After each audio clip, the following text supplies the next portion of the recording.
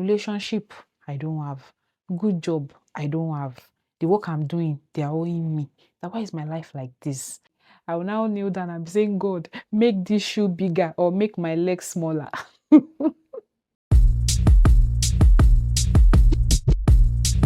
Hello everyone, welcome back to my YouTube channel. It's the First Corner here again. Today I will be sharing something personal with you all, and this is 10 things I wish I knew in my 20s. Things I learned the hard way and lessons that I believe could save you some time, stress, and heartbreak. So if you're in your 20s or even in your 30s, I think you might find something useful here. So let's dive in. Number one, you come first. Always. I wish I knew earlier that I should have loved and prioritized myself physically, emotionally, and mentally. When I was younger, I used to think I wasn't beautiful enough, and I used to dwell on the physical flaws that I thought that I had or that I had heard people say I had. I also used to be someone that would be sad for days when I spent money on myself. I can remember that there was one day I wanted to buy all these camisoles, so I bought one white, one black. I think it was during my master's. And I got home, I was so sad that I had spent money on myself. I was so sad and down. I started looking for reasons why I shouldn't have bought it, And I noticed that it happened for different other things like that in my 20s until one day I realized that why are you always acting like this? It is your money. Why don't you want to spend it on yourself? Now that I'm no longer in my 20s, I spend money on myself without guilt. If I see something I like and I can afford it, I buy it. I've learned that when you prioritize your well-being, everything falls into place. It also involves saying no to toxic situations. Putting yourself first is not selfish, rather, it is necessary.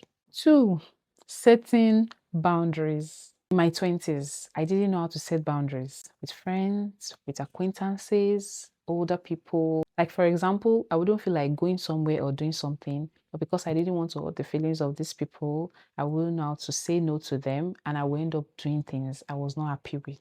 I've even heard people say, once you are the younger one, you should be the flexible one. So it means that if an adult is doing something that you don't like or is telling you to do something you don't like, as long as they're older than you are, you do what they want. This really affected me and even caused resentment for the people I was forced to please. One day I realized that if I keep living based on people's terms and opinions and not mine, this would be a very sad way to live. Now that I'm in my 30s, I've learned to say no when I need to and say yes when I need to without feeling any guilt. And guess what? This has given me so much peace. Blaming myself when things didn't work out. In my 20s, I thought I had life planned out. So anytime things don't work the way I had envisaged, I would blame myself. I would blame myself for the decisions that I've made, especially when my reality is totally different from my expectation. And wish I could just turn back the hand of time so that I could make another decision. It was later that I accepted that if you keep regretting life decisions because they didn't turn out the way I thought they would, it would lead to depression. Now I've learned that good things don't happen to you just because you are good, and bad things don't only happen to you because you are bad. Life is full of ups and downs. So you win some, you lose some. Comparing my journey with others. I went to a private university. I finished from school at the age of 20, went for my NYSC at the age of 21, and by 22, I was done with my NYSC, just thinking, oh, I'm just going to start applying to jobs and get a perfect job. Guess what? I didn't. And I actually got a job at a school, and I can remember that I was earning 22,000 naira. I was teaching economics at the time, and this school would owe me salary for months. I think they owed me salary for like 2.5 to 3 months, and the school was very far from where I lived at the time with my parents. So one day we had an event, and lots of my friends, like alumni of my school, we were invited to that occasion. And you hear some people saying, oh, I'm working at this company, I'm working at this company. And I was ashamed to say I was working as a teacher. And you see people, they have good jobs, they have good relationships, everything was just working out for them. I can remember that I would be so sad that relationship, I don't have. Good job, I don't have. The work I'm doing, they are owing me. That why is my life like this? I really used to compare myself with other people. I wish I didn't. Because before the age of 25, I already had a job with one of the top banks in Nigeria. And imagine me stressing myself. My early 20s was just based on comparison. Everybody's journey is different. Now in my 30s, I don't compare myself with anymore. With the grace of God, I accept that my journey is different from any other person's journey, and my own is just to commit whatever I want into the hand of God, and I know that it will perfect all that concerns me. Quality friendships over quantity. In my 20s, I had lots of friends that I knew were toxic. Friends that you will always be there for, but you know that they will never be there for you. But you will just be like, will I now end this friendship? No, now. I don't want to end friendship, because the truth is, friendship breakup is just like relationship breakup. Oh. I feel this thing actually happens to people in normal relationships. You know this thing is not working out for you, but you just keep giving excuses for them. So I will keep giving excuses for them. Maybe I'm the one thinking they are not good. But if you tell someone what they did, the person will tell you that this person is not a good friend. But I think I used to be in denial, and I found it hard to break these friendships. But one day, I just told myself that why will I be living this life to please people that will not even do anything for me? So it's not like as if I announced to them that I'm not going to be friends with them anymore. I just stopped calling and texting them. And guess what? They didn't call me back. So it was always one-sided. I wouldn't have accepted that it was one-sided if I didn't stop calling them. So the moment I stopped calling and reaching out to them, I realized that the friendship just died by itself. Yes, I grieved the friendships like one would any relationship, but I've moved on and I'm doing well for myself. Now it is quality over quantity. I have just few friends that are so dear to me. They know themselves. They are so dear to me. We've been there with each other every step of the way. And to my friends, I love you all. God bless you for being in my corner. Be careful who you trust, as it might backfire. I was a victim of this. In life, some people are just there to get very sensitive information from you to use it against you in the future. They will act like as if they care.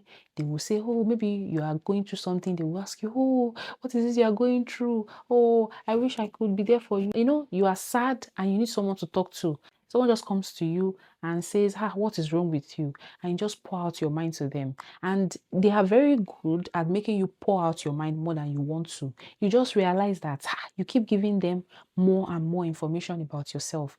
You will get back home and you will feel bad for giving them more information than you imagined. See, there was a particular person I took like a sister. And I can remember confiding in her and giving her some private information about myself because I saw her like an elder sister. She's a little older than I am. If you know where she took my information to, what I did not say, she said I said it. But the thing is that there are some things I actually said that she's right about. Maybe I told her 5 things and she added 3 to it, making 8. If you ask anybody, did you say? They say you said, so why are you lying? That means you said everything. It almost made me 8 people. Like, is it not better for you to just keep things to yourself than think you are talking to a friend or a sister and you end up being backstabbed? Because that was what she did to me. I would say that now I've learned to be more watchful and prayerful before giving people vital information, learning that not everybody is your friend. Some people you just only relate with them based on good morning, good afternoon, good evening, not sharing any of your personal information with them. Because if you do, if they even learn that information about you and keep it to themselves, it will be good and telling your business around to everybody that cares to know. Don't do things you don't want to because you are under pressure. I was a serious people pleaser when I was in my 20s. A very good example is this. You know you don't have money, but because you have people that are buying something and you don't want them to know you don't have money, and you're like, if I don't buy this thing, they will know I don't have money. Maybe I should just borrow money and pay it back. I used to be someone like that. I would give in to pressure because I didn't want people to know where I was lacking. I can buy a bag, I can buy a shoe that I know I didn't need, even with people I didn't know. Like, for example, I can remember that I wanted to buy a shoe. When I wore the shoe, I realized it was tight and I told her that this shoe is tight. She said, it's fine, wear it. And I didn't know how to say no because of the pressure. I paid for the shoe and took it home. Anytime I want to wear the shoe will be very tight for me. I will now kneel down and be saying, God, make this shoe bigger or make my legs smaller. I just want to tell you that that prayer was not answered. Eventually, I had to dash out that shoe. It pained me, eh? So I now realized that it was not only with close relationships, with people I knew, with people I didn't know. Once they pressurized me a little like this, I will not be able to say yes or no. But now, by God's grace, so I don't give it to unnecessary pressure anymore. Even if you are doing everything and I'm the only odd one out, I don't care. My life is my life to live. Your life is your life to live. Simple as ABC. Don't let social media fool you. See, that was one of the things I wish I had learned earlier. Last night, I still watched a movie about people always trusting what they see online. See, social media only shows you a side that people want you to see. It was when I started this content and I realized that content creators are just like actors. They only show the side they want you to see. So I used to think then, if I see people doing something, maybe they bought a house, maybe they bought a car, maybe they were happily married, maybe they were doing everything, soft life, I would start thinking that, is it not people that are doing this thing on social media? Why is my own different? And I will start wanting to do things. Maybe I saw the way someone did something. I want to do it that way. And I realized that social media is a scam. Please, I'm begging my fellow people that might be in their 20s, because I feel the pressure is now more on social media than it used to be. They are only showing you what they want you to see. Life is not perfect for anybody. Everybody has what they cry to God for in their closets, but everybody just comes to social media all glammed up. For example, now, this makeup I did on my face, I rarely go out like this. I only did this makeup because I wanted to record. So imagine someone now saying that because I always see Ife rubbing makeup on her face, it means that I'll also be rubbing it. Scam. Oh. I only did this because I wanted to record this video. It was just recently that I told myself that now that I'm making vlogs outside, I can just be trying to do, just rub small powder once in a while. Social media is not real life. I learned late, but I'm just glad that it's better late than never. Last but not the least, trust God and stop trying to do things by yourself. See, when I was younger, I used to think I had control over everything. I used to think that I would be the one to decide how my life would pan out. Like I already had the plan. I'm someone that used to keep tabs of things. I have a schedule of the clothes I'm going to wear for this week, the schedule of how I'm going to do things. And I used to be disappointed because it led to serious failure. But later I realized that as long as you are doing things by your power and not trusting God, it is bound to fail. Before, I would rather inform God rather than consulting.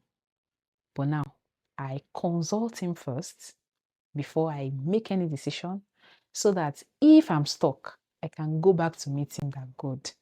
I've trusted you and you've given me the go ahead. What should be the next line of action? That is the last but not the least, because it's actually the first. Those are the 10 things that I wish I knew in my 20s. I hope you found some of these lessons helpful and relatable. If you did, please give this video a thumbs up and subscribe if you haven't already.